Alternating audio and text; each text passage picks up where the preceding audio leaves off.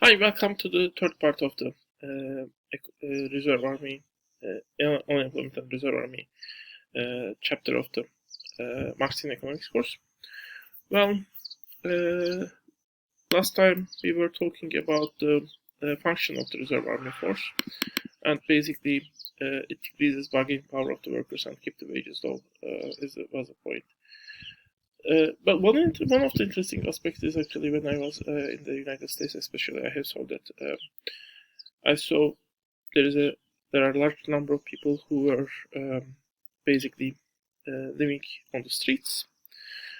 But in addition to that, there were also a very large number of people who were just about to fall into the streets. They were if they missed one wage, if they lost their unemployment, they could be end up in the streets. And this can be very American thing actually. People say people sometimes can get on the streets of becoming millionaires, but some of those people also have children, and in that case, I mean, living in the street thing is less of an adventure, more of problems, basically, more based on problems, and especially for the families who actually are just about to falling to the streets, things can also be stressful. For example, a record number of children are actually eating free meals that are supplied by the local libraries, for example. So that's interesting. But on the other hand, those people have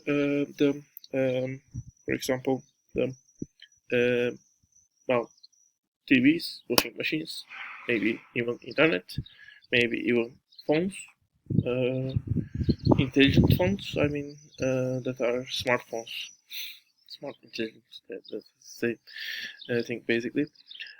I was calling when both phones were available, the phones dumb phones basically, because if the one phone is smart, the other one is dumb basically. It should be dumb basically. But anyway, um, so those things are much more reliable than much more well. Uh, Even the rich people, even the kings, queens could not dream those things at the time of the 19th century, even basically Queen Victoria could not dream of them. But still, those people are on the verge of staying, being homeless. Still, those people are not able to feed their children. So even though the average life standards have increased, the life standard to stay healthy in the when we think about the life standard of being healthy in the economic system, a significant portion of the people are still below, and significant portion is just above it. So maybe capitalist economic system needs this segment because in the United States, even a mild distribution of wealth will eliminate this segment. And the United States has actually tried those policies in 1950s and 60s and 70s also to some extent. In 70s, the political atmosphere was changing, and it didn't work. Why it didn't work? Maybe keeping both capitalism and those policies is not that much possible. Uh, so those are the things that we may question. And the main point, according to Marx here, is in order to keep the share workers get sufficiently low to keep the profit rates high, you need reserve army. Without reserve army, basically the share of the workers will continuously rise up because workers will think and realize as they organize more, as they are not unemployed, and as they organize more and more, as they know each other more, they will realize that the basically uh, they are producing. They basically do the main production thing, and maybe they should take over the control of the production. Either well, or maybe get higher share from the production. Maybe they can do it by building collectives, or maybe they can do it by bargaining more with their employers, and that's both of them are not that much preferable for the capitalist system, because if collectives are drawing workers and workers become basically locked in collectives owning their companies and working in those companies, then you don't have reserve army. On the other hand, in the United States in the 1970s and 1980s especially, the high unemployment rate was enormously effective to break up the labor organizations, especially the unions. It was so effective that union workers actually have voted for the party their union leaders told them not to vote to. Reagan Democrats is actually called those voters. At the basically points where the unions in the United States were very strong and they were so certain against Reagan get a lot of votes basically. So unemployment in that sense might have been effective in breaking up the labor organization and labor's resistance to increase their share from the production process. Anyway, so there is a spectacular speculation, let's say, made by Marx on the reserve army. He says its size relative to population will continuously rise. But before that, let me say how the reserve army size is adjusted in the economic system.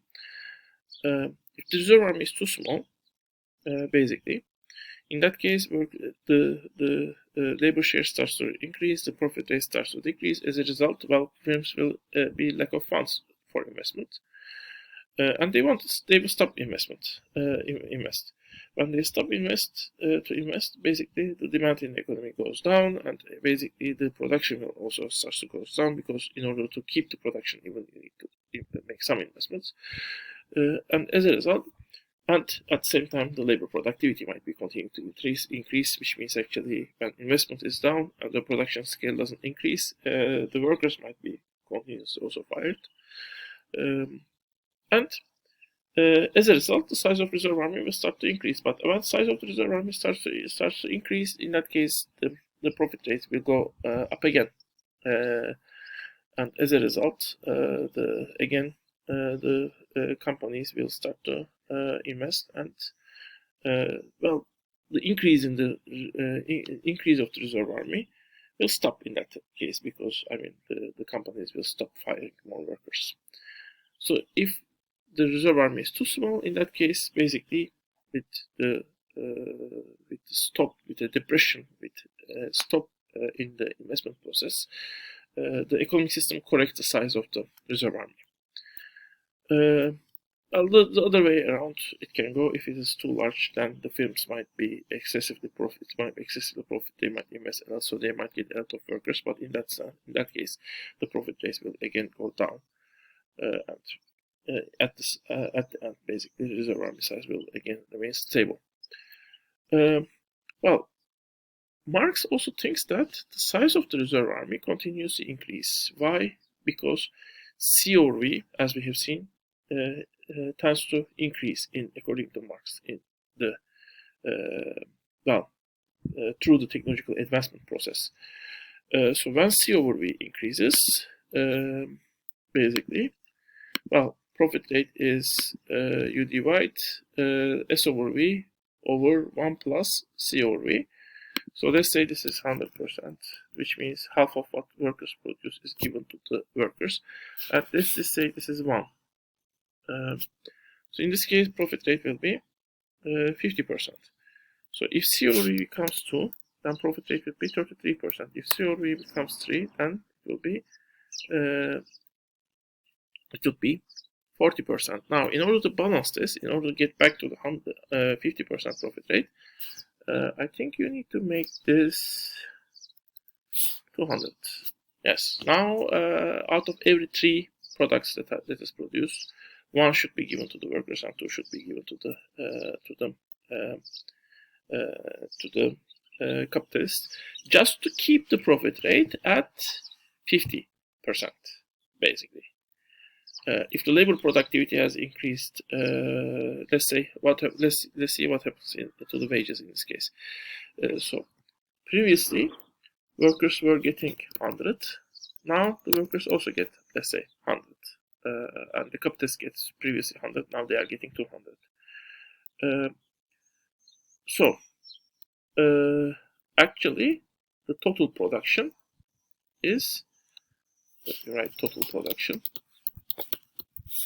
is, let's say 500. Previously they were getting this amount. Let's say the labor productivity has increased threefold, which will mean now this amount is produced, but now 1/3 is given to the workers. So what workers get has increased in terms of in terms of the buying power. But still, workers might remain hungry because part of this additional production they got might be certain things they need. They definitely need. Basically, they might need a phone. They might need a car to survive, even to survive. They might need electricity even to survive. Basically, well, in that case, still the money that remains for a healthy food consumption might be very low for the workers.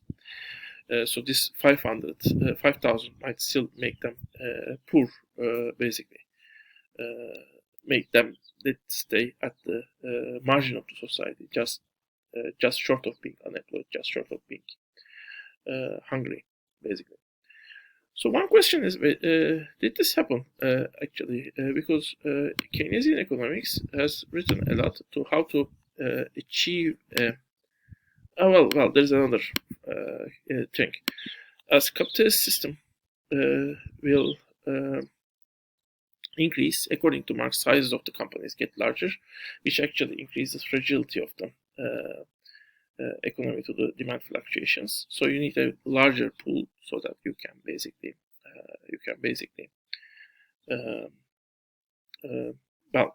so that the companies could make the cost adjustment in a better way. Actually, it is in some sense happening now. The Google, for example, one of the companies with the best employment policy, now they have a continuously larger staff that is actually temporarily employed. They can fire any time. I mean, they are yearly employed. So this gives Google flexibility. Well, the people who are getting to the permanent jobs, that are, you might say, better people, so they deserve it. But the point is, the number they can go to the top is getting smaller. As I said, the number of people who can get from the barrier gets smaller and smaller. That means basically this. This means basically this is the meaning of it.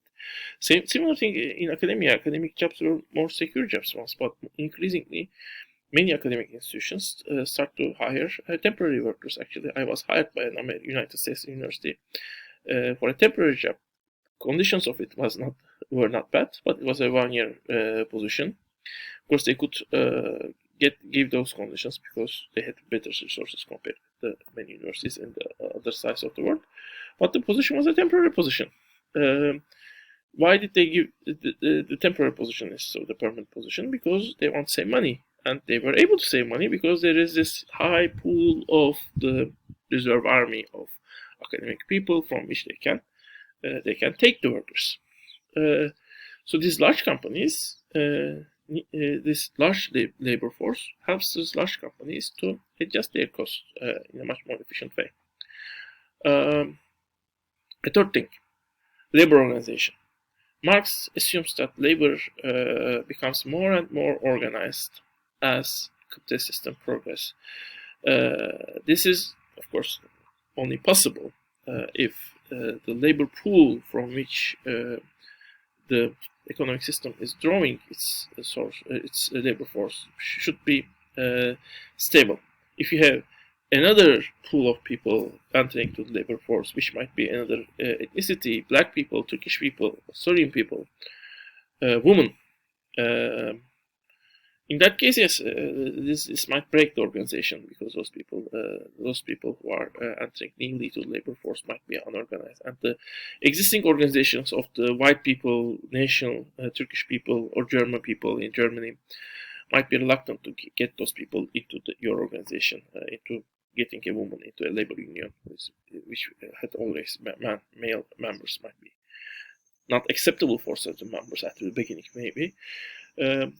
But stable labor pool will get more and more organized, according to Marx. But so in order to break those organizations or counterbalance these organizations, you need a higher and higher unemployment rate. So some workers will say, "Oh, well, I'm unemployed, so I don't care what the union says because I'm out of the labor force. I will get the job for whatever wage I can." basically.